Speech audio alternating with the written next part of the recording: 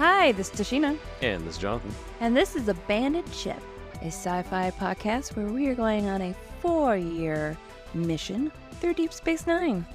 Yes, and this week we have Q-less. Definitely hit some rocky terrain on our journey. Yeah, it's interesting. You start the season, you're like, this is better than I remember. This is the shit, man. Yeah. There's some rough spots, but yeah. Then you start getting into some of these middle episodes. It's like, yes. Okay, here's the rough times. This is it. Now, I do think there is good stuff here, but because there is one element that is so bad, it really makes even the stuff that's okay. It was rough to get through. Yep. Because in my notes, pretty much throughout, I just wrote, and Q pops in again, and Q and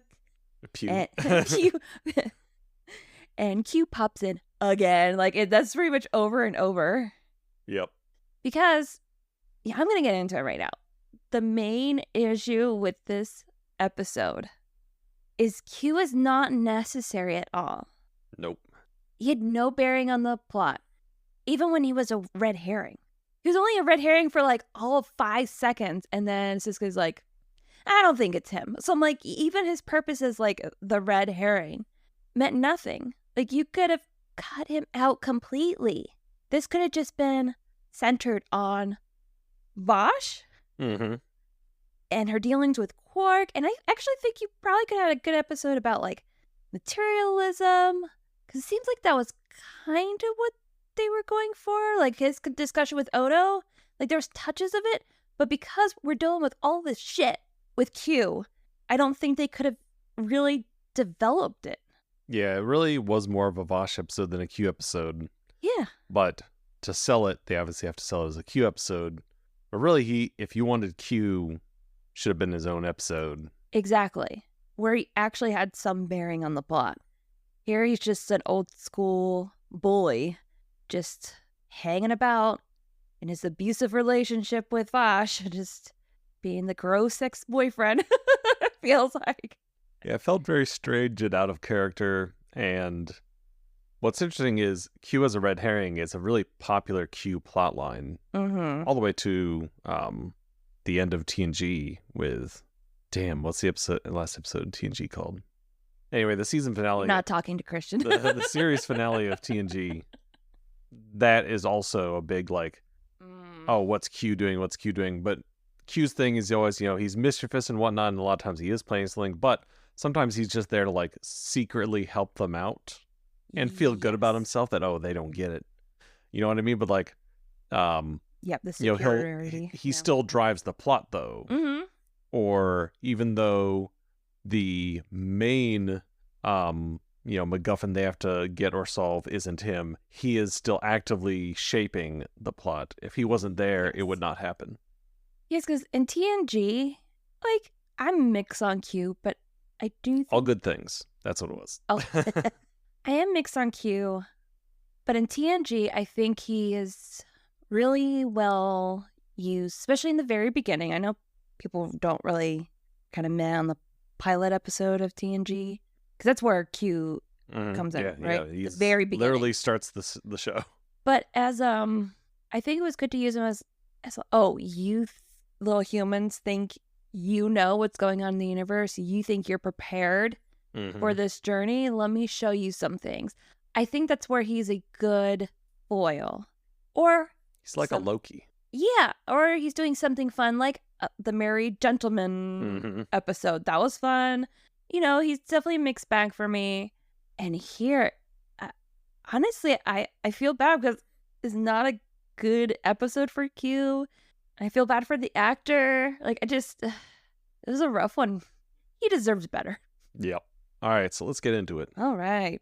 Now, always, even in the terrible episodes, I do try to find my gems. And I have to say, at least right up front, in the cold opening, I'm given a gem. And that is Bashir trying to flirt and woo a lady with his story.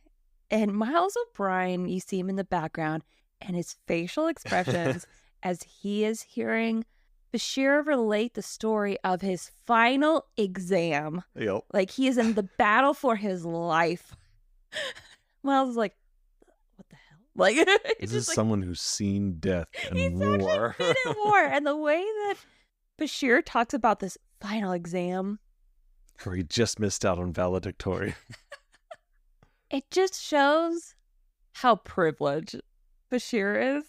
And I'm not going to knock him because I know he goes through stuff in this series where Bashir at the end of the series would not do something like this. And a part of me thinks Bashir, it's probably good that Bashir got knocked out by Q, because if he tried to pull the story on Vosh, she would have ate him for lunch. Yeah. So I think it was for the best. Yeah, we get Bashir at a table, trying to flirt, and Miles just awkwardly sitting at another table behind him, like glancing over. The staging was great, though. I loved it. Not sure what Miles was doing there, because he wasn't eating it. He was literally just sitting at a table. Was he just drinking something? I don't think he had anything. Was he just needing a moment of peace? He was like literally sitting there staring off. And then Bashir comes in and ruins it. Cisco calls for both Bashir and Miles, and we get a kind of a whiplash of a tone change. Yeah, because it's all like, this sort of comedic moment. And even the Cisco over the comms, Doesn't sound urgent. report to landing pad 5, right? Like, not like medical emergency. No. Yeah. Because then they're just like, oh, bad time. There'll be another time. So they sort of just saunter off. And yeah, then smash cut to landing pad 5. And they're like in a life or death struggle to get this runabout door open because the oxygen inside is running out and everyone's going to die. I'm like, whoa, you guys buried the lead here. Yeah, they said there's 2 people in there, Dax and some other, I would say red shirt, but they don't die. So what? Yeah, they could still be red shirts. It's still a red shirt even if the extra doesn't die. Ensign Polly. Because, he was passed out. So it was close. He got close. But he survived for another day. Yeah, the 2 of them were stuck in there. And while they're trying to open this door, trying to figure out how to get in, Bashir mentions that there's actually 3 people on board this runabout. Yeah. The runabout has mysteriously lost power, which is why everyone's in trouble because the life support's down. And, Miles does his thing. He breaks in. Thank God, because Carol must blast the door open. We'll have to burn it through. This is the second time. Well, she does this a lot in these early episodes where she just starts yelling. I guess they feel like they're trying to make her like a Worf type foil. Yes. Where she's always jumping to like the violence option because she's the Bajoran terrorist. She's the firecracker, so she's always like, shoot it. And I'm glad they were able to find the balance of, yes, she is a firecracker and hot-headed. Yeah. But she's still sensible. Yeah, she's not. It doesn't really make sense for her to just be like, shoot everything. Pew, pew, pew, pew. But yeah, they're like, nope, can't do that. Stop trying to shoot everything. And they manage to do some techie stuff and open the door. They get in. Like I said, Dax and Redshirt are passed out. She wakes up and she goes, oh, check on the others. And the other is Vosh. And of course, Miles, being from TNG, recognizes her right away. He's like, what are you doing here? Pretty much they found her in the Gamma Quadrant, and she said she's been there for 2 years. So they're helping them get out of the runabout, and we see somebody in a uniform. Turn around. Oh, it's that scamp. It's Q. I guess on the Enterprise, they didn't bother briefing any of the rank and file about the Q shenanigans. O'Brien recognizes Vosh, but does not make any connection to Q until much later. Well, do they know that Q took Vosh? Is that something that's known, or just... That's what I'm saying. Is I guess they didn't brief any. I guess they kept this all a closely guarded secret. But I'm saying so because I can't remember on TNG was there. Well, wait, he even mentioned Sherwood Forest. O'Brien specifically mentioned Sherwood Forest. So, which was the Vosh episode. Yes. So with Vosh and Q, does anybody know that Q took Vosh away? That's what I'm asking. Oh, into the Gamma Quadrant? or to anywhere. Just that the two of them had left. Right. That was the last. But is it something that we just saw, or did any of the other characters witness it? Just Picard. So Picard is to blame Yeah. for not giving out that information. Because I understood why he didn't make that connection, because I didn't know if anybody had actually witnessed them together. So we have our credits. We get a little scene of Vosh in the infirmary, and this is where Bashir is macking on her, doing his darndest to flirt. Bashir is not subtle in any way and is very much out of his league. So we do a quick little jaunt over to Sisko's office. Dax is just updating him. The only other new information we get is that she is an archaeologist, Vosh, and she is keeping it pretty close to the chest, how she got to the Gamma Quadrant. She's like, oh, it's a personal story, just kind of like pushing it off. Seems a little big to just be like, oh, it's a personal matter. It's like, you were in the wrong part of the galaxy. Yeah. What do you mean it's a personal story? And then we go to a scene that is so long and ridiculous. They could have cut this whole thing out. I was so annoyed. Pretty much, she has a bunch of crap from the Gamma Quadrant, and she goes to a security box, like he went into the bank office. Yeah. It's like a security deposit box. And they go through the whole list, her inventory of what she brought, just because the M piece is what's important.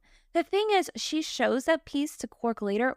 That could have easily been the introduction there. Yeah, it's not just that she's depositing these things, it's that they show the entire procedure of how you check things into the assay office, what it is, how secure it is, what kind of safes do they have, what kind of security measures they have, to a bank, how you inventory things before you put it in.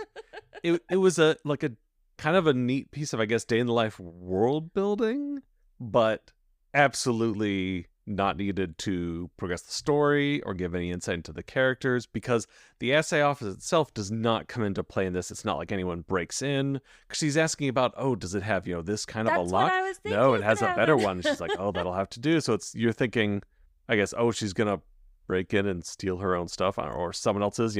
It felt like it was trying to hint at something that they'd return to later, but they don't. She just comes by later and she gets her stuff, and that's it. So it wasn't until the second viewing that I saw what the connection was. There's still no reason why we need to go through that. She literally could have just left the office and been to Sisko. Oh, I was dropping off some stuff. And we would have got it, because Sisko comes over and is talking to her. And while they are talking, you see the assistant of the deposit place go over to Quark. So we assume that's where Quark gets his information about these objects, which is fine. But it's like, I assume Quark would just know anyway. Also, she is fine with him knowing and uses him to help sell them. Yes. So it should have just been her approaching him. That could from have the been beginning. it. But even if he just came up, when he comes up to her later, I didn't even see that the first time around. I didn't need that. I know Quark has a spy network. You don't need to show me that. Yeah. I already assumed that. And the fact that whole scene is pretty much just kind of the connection point to Quark, I'm like, it just felt wasted. And on top of all the Q scenes feeling wasteful, this scene too it just feels like there's a lot of wasted air in this episode, where they could have cut it out and used it to actually build up the themes of this episode. To actually have, this could have been a legit good episode with Vosh and Quark. Yep. Yeah, because they at least think similarly. Yeah. This is a human that Quark can respect, because they have similar priorities. Because there's a part towards the end when they're doing the auction where Vosh shows her nerd side. They shows kind of like her archaeological side. Yep. And I'm like, oh, that could have been a part of this episode. Like the ethics of, these pieces mean something to her. But in this discussion with Sisko, she is like, oh, I'll always choose profit over science. we could have digged into that. So this is just a very frustrating episode overall. Yep. So, like I said, she's talking to Cisco. He's also trying to get more information out of her, and she's like, it's not important how I got to the Gamma Quadrant. And I'm like, okay. He mentions that he got in touch with the Daystrom Institute on Earth. And of course, she's like, those guys, because, you know, they've kicked her out, I think, multiple times. And they're like, oh, no, they're interested in you and what you found. They would love for you to come back and talk about your experiences in the Gamma Quadrant. And she's like, sure, why not? I guess I'll go to Earth. Which doesn't really come into play at all. Just fine. Fine. We head to the runabout. Miles is just, you know, fixing it, tinkering away. Pretty much he doesn't know what is wrong. We just know something has tapped the system and drained it dry. Oh, this is also where Miles talks about Picard and Bosch being close friends. Wink, wink. If you know what I mean. Being friends with the captain and all. He even says, if you know what I mean by close friends. Well, he knows that. He knows that they were close friends, like that close. So that, I guess, was an open secret, but no one, I guess, knew the Q connection. I guess those are two different episodes. When she first meets him, that's not a Q episode. Yes. So I guess they just kept the Q stuff under lock and key. But he does know about Q. I guess it's impossible for the Enterprise crew not to know about Q. I guess because of all their dealings with Q, I mean, I wouldn't think of Vosh right away when I think of Q. But again, he mentioned Sherwood Forest specifically, That which is he was true. not on. So that disseminated out. Wait. Because he was not in there. He was not involved in that. He was not That's involved in right. the Sherwood Forest event. He mentioned it specifically here, and that was the Q to Vosh connection. So even if he didn't know that she left with him, it just seemed to me that they should have connected as soon as, with O'Brien being there, if he recognized Vosh at all, he should have immediately been like, oh, Q is here, involved in this somehow. Especially, how did she get to the Gamma Quadrant? I don't know, O'Brien. What could you possibly think of? What connection could there possibly be here that would allow her to traverse great distances? He's just your folksy everyday guy. Leave him be. Yeah. Okay, so we get another power drain. We head to ops. I don't know exactly what happens.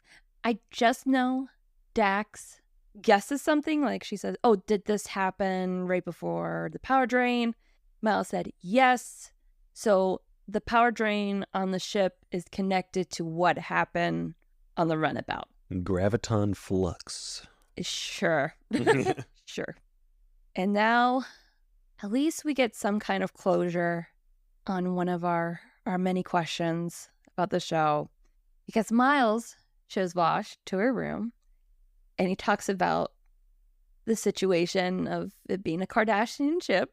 She says, oh, any bed is better than a tent. I wrote down, just wait, girl. And Miles says, you've never slept in a Cardassian bed. Yep. So it is known that the beds on this ship are shit. They probably put that padding on there because these beds are awful. So I felt the bed, this is the bed trilogy. It's a bed trilogy. I just felt a little bit of closure in my heart. There's at least some acknowledgement that these beds are awful. From someone with standards. Yes. I figure O'Brien probably knows how to sleep. Because, Kira's probably used to it. He probably has a Tempur-Pedic. Exactly. He's been there, done that. He's like, I've slept in the trenches. I don't need to deal with that anymore. So he knows how to sleep. I could see him trying to replicate like different padding to bring. Oh, this is unacceptable. Testing. Or maybe it's Keiko. Keiko is just like, no, honey, this is not it. Let me show you a real bed. Now he's like, oh, now he's spreading the word. Like, guys, exactly. You haven't. Oh, I can see Keiko opening up Miles's eyes to good living, to higher standards than what I think Miles is probably used to. So they go to her room. As soon as Miles leaves, Q pops in. And honestly, a lot of it is just back and forth, back and forth. It sounds like she left him, even though he's like, oh, I left you, blah, blah, blah, whatever. But he wants her back, and I don't know why. They give a little reason at the end of the episode, but I don't think it's enough to justify how much he's trying to win her back over. It's very weird and awkward, and I can't tell you how little I am invested in whether or not they get back together. They don't have chemistry. It doesn't make sense. They're two completely different levels of being. And it comes off as an abusive relationship.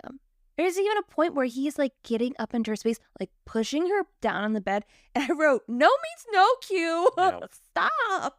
Like, it all just seems uncomfortable beneath him. Yes. It's so weird. So weird. And they've been together for 2 years. I would feel like he would actually be over her and moving on to somebody else.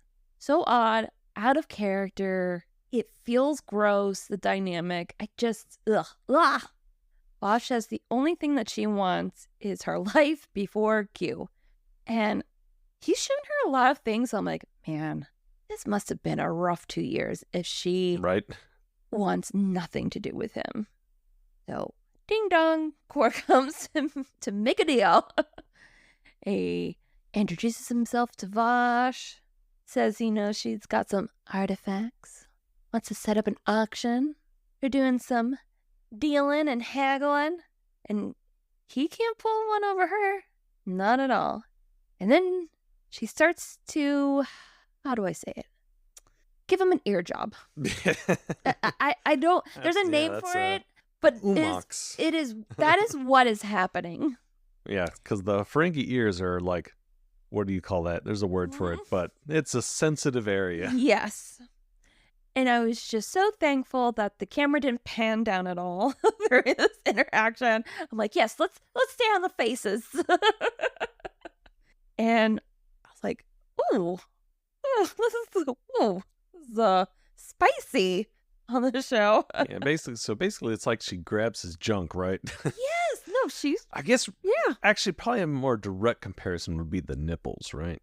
Like if you like, I don't know. It's all uncomfortable. Let's get into some Ferengi biology here.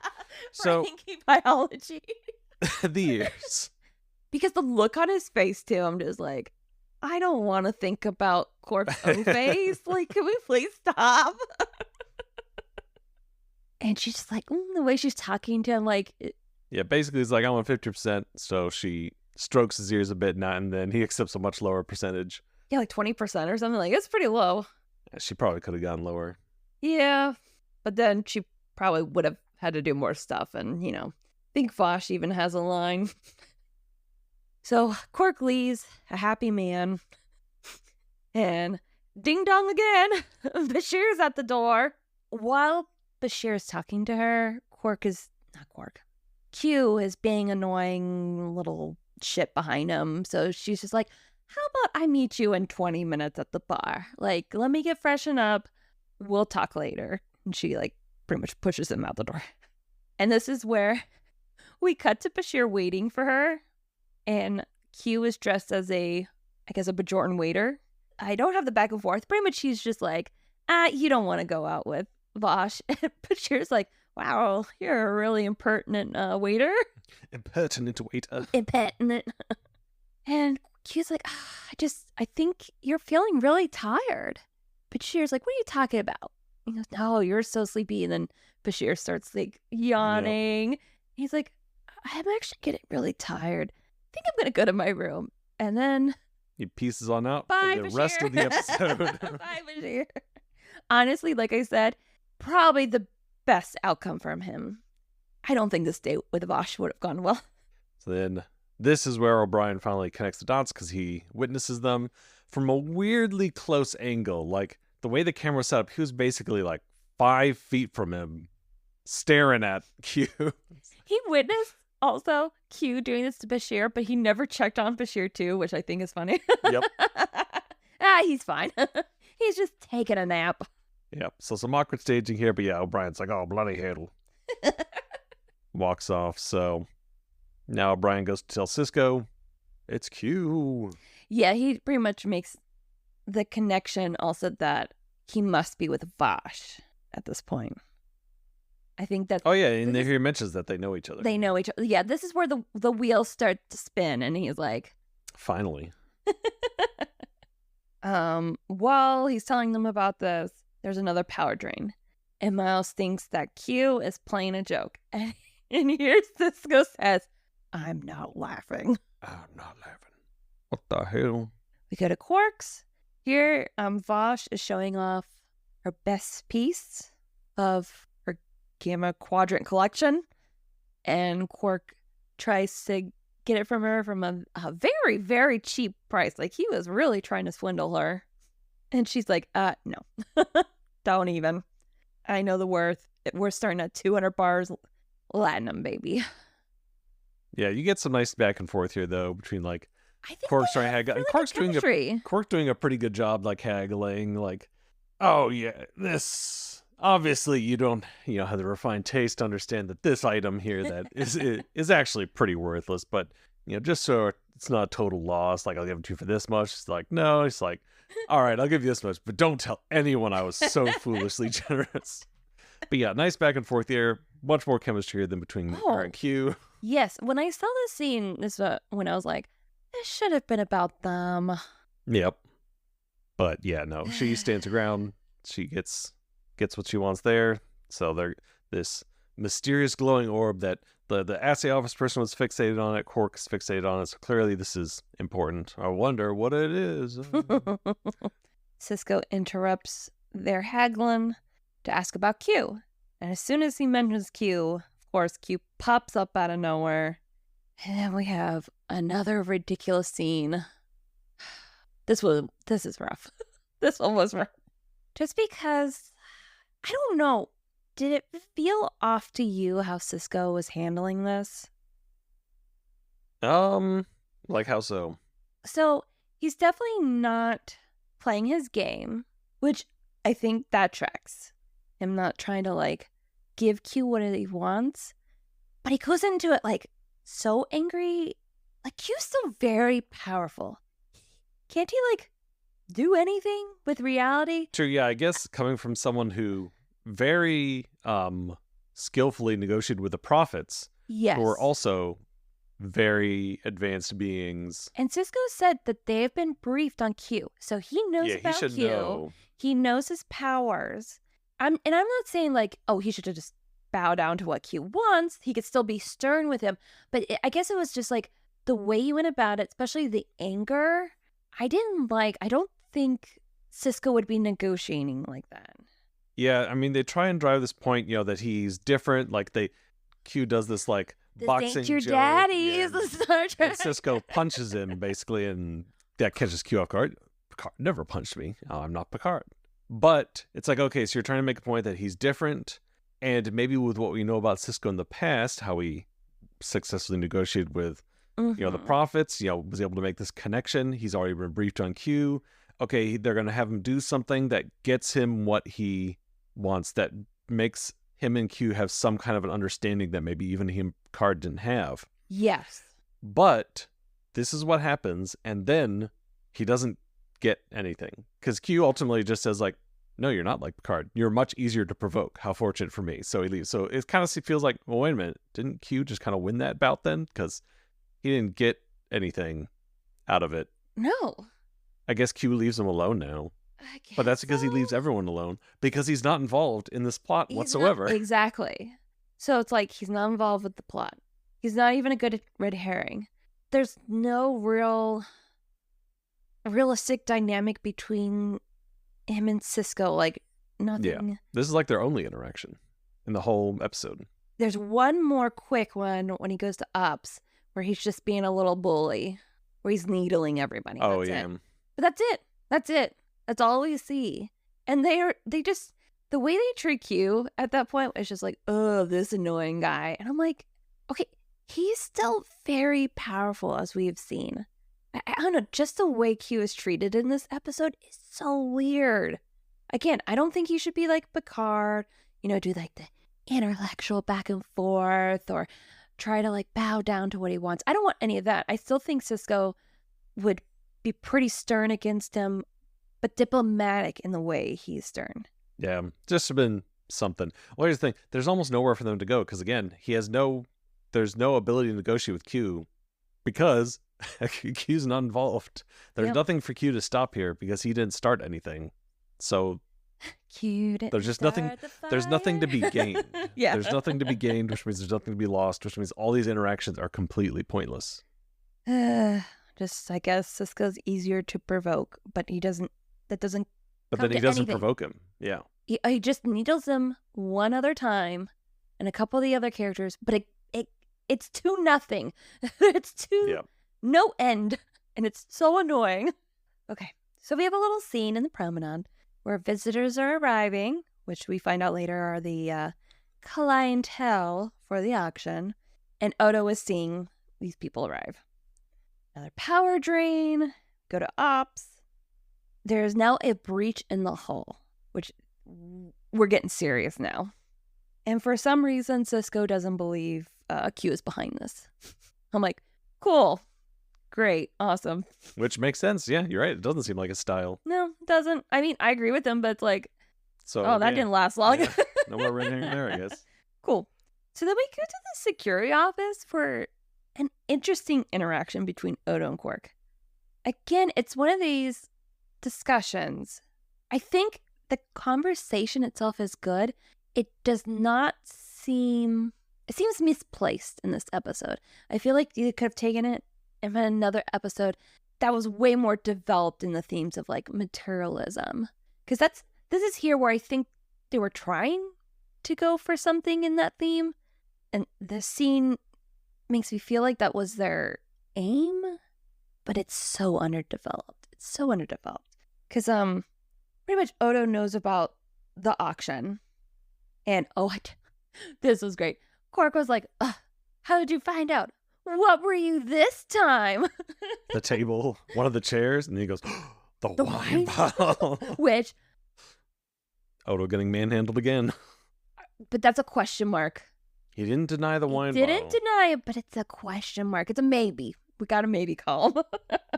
So Odo pretty much just doesn't understand materialism. He doesn't understand the auction. He doesn't understand why Quark, especially in his culture, want to like just gain so much just shit that they just will just pass down, and it doesn't matter. And I think that's a good question.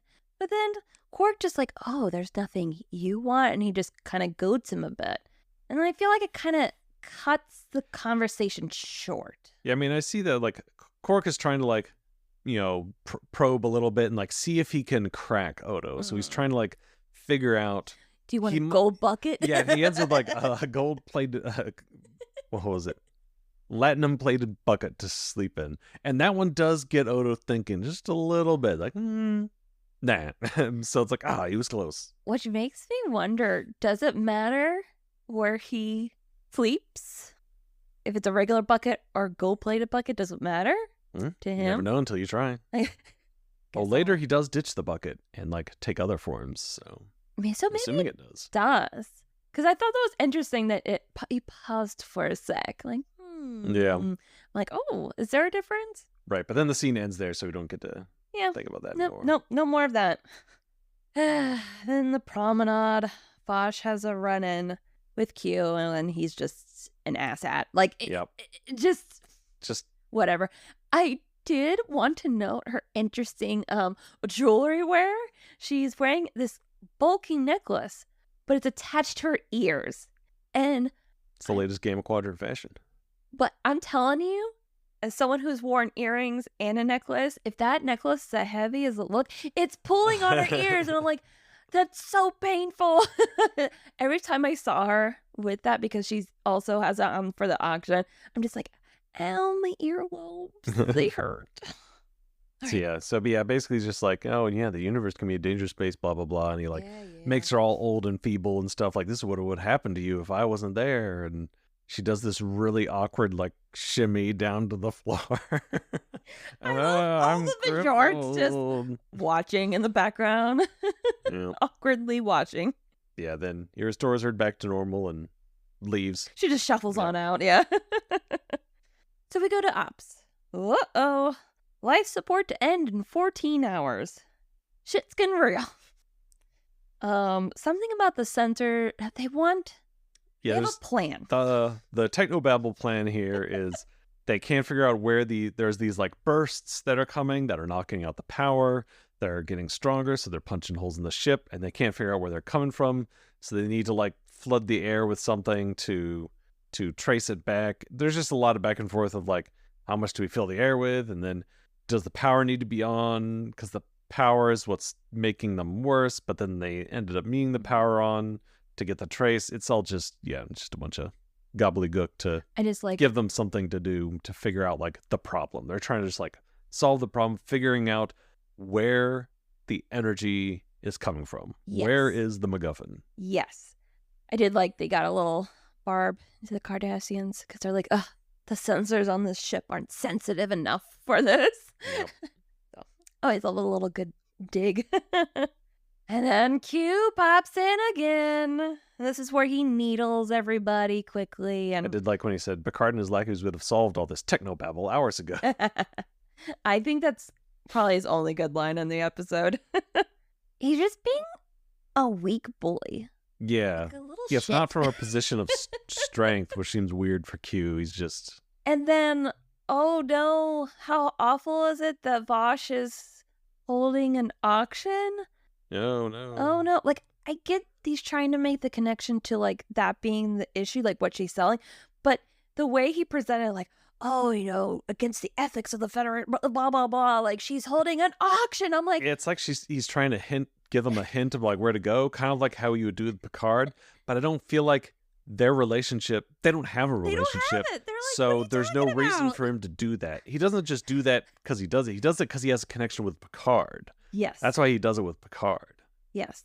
And I'm like, yeah, who cares if Vosh is having an auction right now? Our life support is going out in 14 hours. She could sell half the ship. Who cares?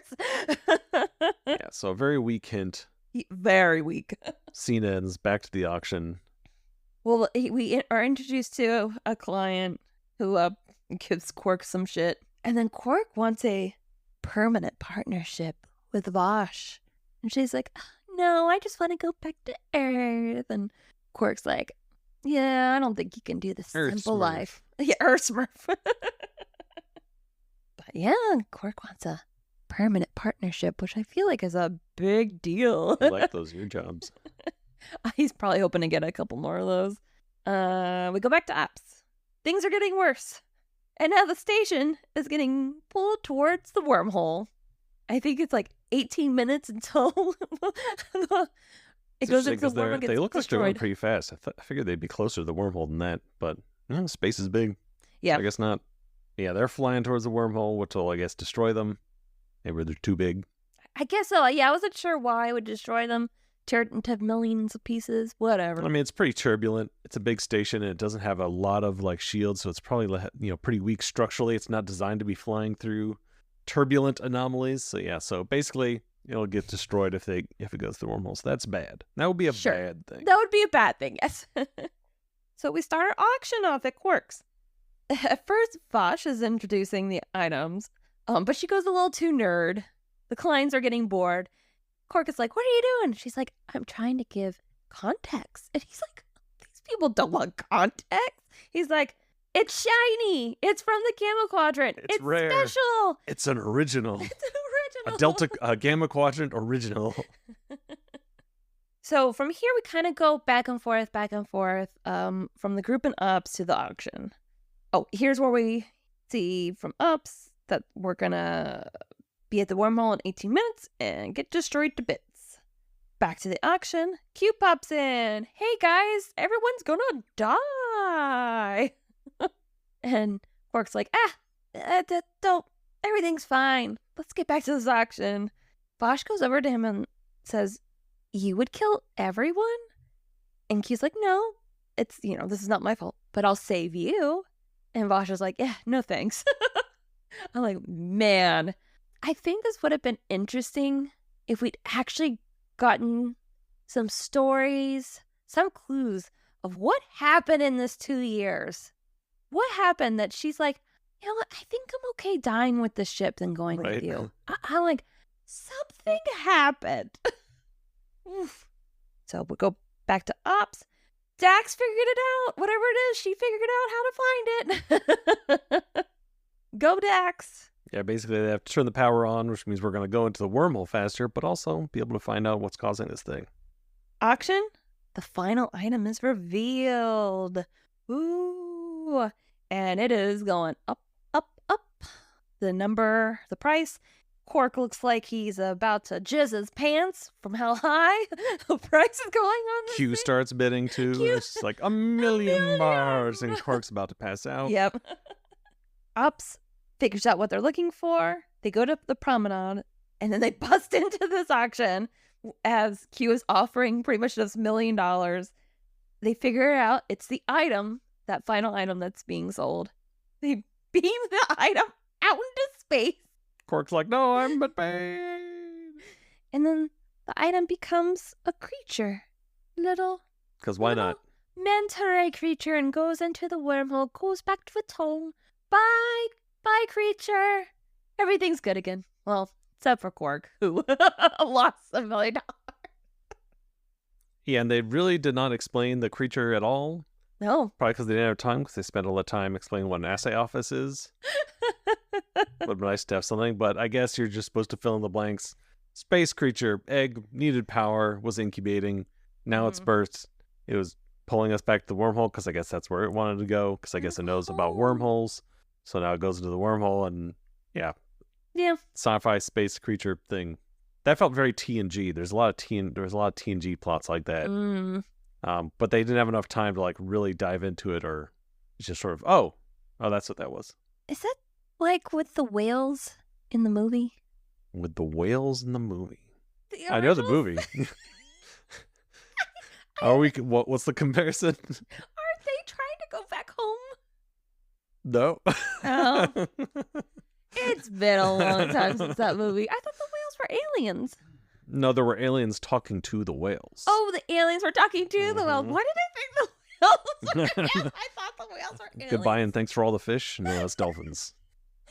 Guys, I haven't really seen any of the original movies. I thought this whole time that the whales were the aliens. Oh, no. And that's they were trying to help them get back home. I don't know why I thought this.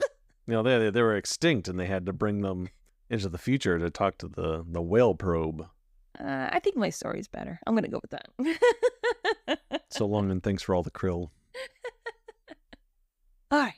As I said, everything's right in the world again. Go to Quark's.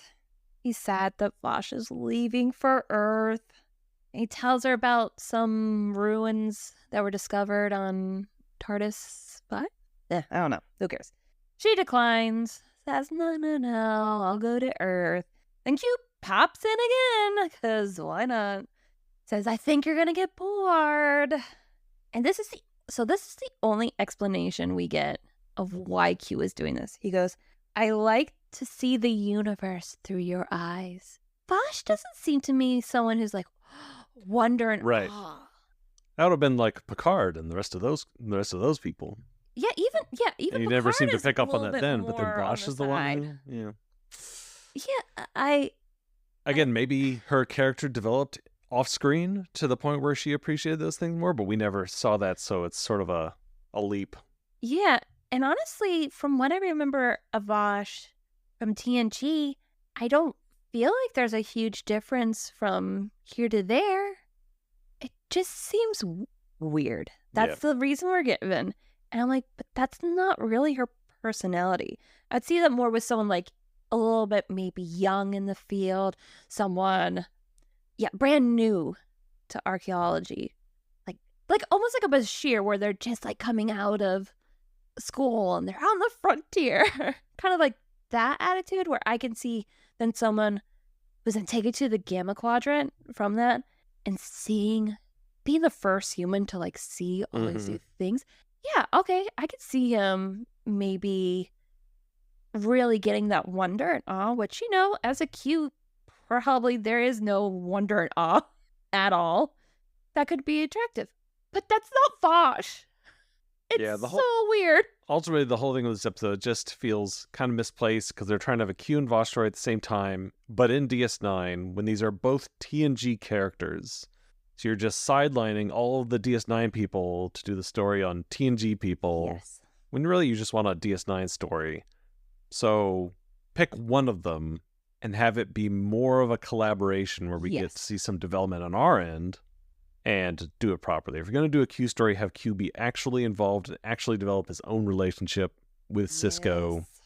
If you're going to have Vosh, just do Vosh and have, her and Quark and, interact and collaborate and something. But yeah, it was just kind of there. There. Exactly. It happened. Yeah, and the Vosh part's maybe really sad because I'm like, I would have liked to see this episode where it was just Vosh, who came from the like you could have had the same setup where she came from the Gamma Quadrant. Q left her behind. Yeah.